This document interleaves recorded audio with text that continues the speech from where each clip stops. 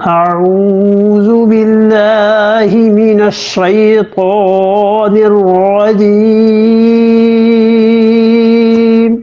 بسم الله الرحمن الرحيم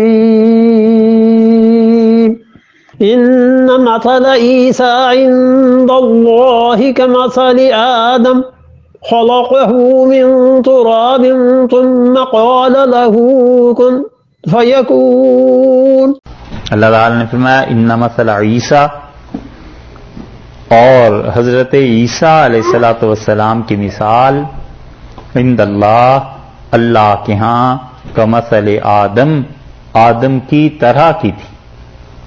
یعنی اگر دلیل یہی ہے کہ عیسیٰ علیہ السلام کے باپ نہیں تھے تو وہ خدا ہیں اور وہ خدا کا بیٹا ہے، تو آدم کو زیادہ مان لو کیونکہ تو اس کی تو ماں بھی نہیں تھی۔ یہ ہے، ایسا جواب دیا ہے، کوئی حل نہیں، کوئی رد نہیں اس کا۔ فبہت الذی کفر، کفر ایسے جوابات پہ مبہوت ہو جاتا ہے، پریشان ہو جاتا ہے، اب اس کا کیا توڑ کریں؟ اللہ نے فرمایا ہے کہ ان کی مثال مثل عیسیٰ عند اللہ کمثل آدم، ایسے ہی ہے جیسے حضرت آدم علیہ السلام کی مثال۔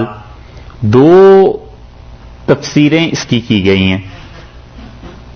ایک تفسیر تو یہ کی گئی ہے کہ وہ آدم کے ساتھ مشترک تھے عیسیٰ علیہ السلام بشریت میں، کہ جیسے بشر یہ تھے ویسے ہی بشر وہ تھے۔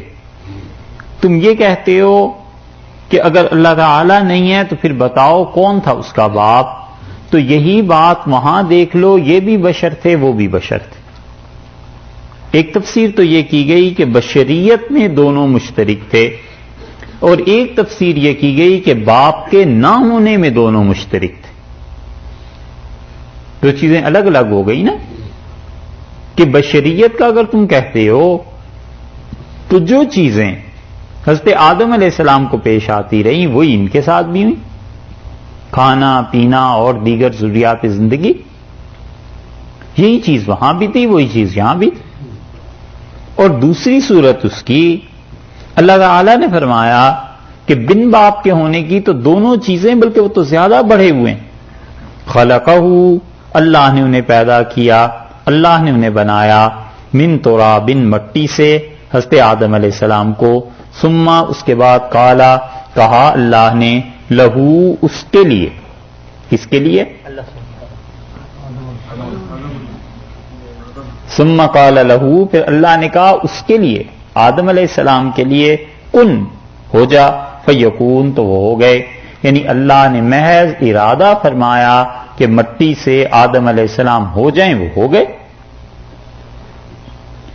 عیسائیوں کا ایک بہت بڑا پادری مصر میں گزرا ہے، اسکندریہ میں، الیگزینڈرا میں تھا، ایرس اس کا نام تھا، ARIS، اور اس کے متبعین شاید دنیا میں اب بھی کہیں پائے جاتے ہوں، اور اس کا جو فرقہ تھا ان کا عقیدہ یہی تھا، اور بہت قدیم تھا، 3 صدی عیسوی میں، یعنی حضور اقدس صلی اللہ علیہ وسلم کی پیدائش سے بھی کوئی 300 برس پہلے یہ لوگ پائے جاتے تھے، الیگزینڈرا میں، مصر میں، اور بریٹانیکا میں انسائکلوپیڈیا جو ہے اس کی پہلی جلد میں اس کا نام جب آپ دیکھیں گے اور ان کے فرقے کا، تو وہاں پر انہوں نے تصریح کی ہے کہ یہ سب کے سب لوگ تھے، ان کا عقیدہ تھا کہ حضرت عیسیٰ علیہ السلام خدا کے ایک بندے تھے اور ایک پاک عورت سے پیدا ہوئے تھے، اور جبریل امین کے چھونے کی وجہ سے ان میں تقدس اور پاکیزگی آ گئی تھی۔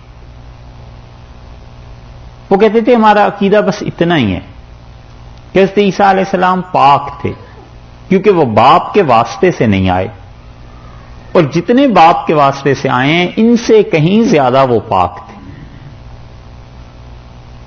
باقی الوہیت، خدائی، کوئی چیز ان میں قطعاً ایسی نہیں پائی جاتی تھی۔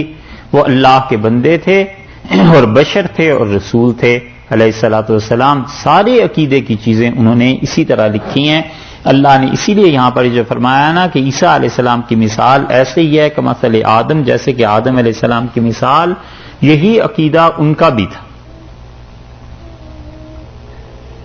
ایک اور اس سے بھی قدیم ہے اور ان کا ذکر ریلیجن اینڈ ایتھکس جو انسائکلوپیڈیا ہے اس میں آپ کو مل جائے گا، اور وہ ان سے بھی پہلے کے ہیں.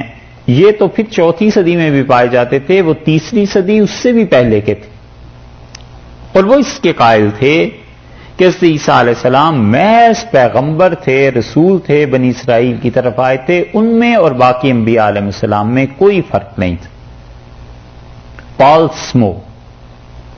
پال سمو سیتھوے، یہ شاید کوئی لفظ انگلش کا نہیں ہوگا، لیکن ریلیجن اینڈ ایتھکس میں ہمیں یاد ہے جو چیز پڑھی تھی وہ یہی کہ وہ تو بالکل فرق نہیں کرتے تھے.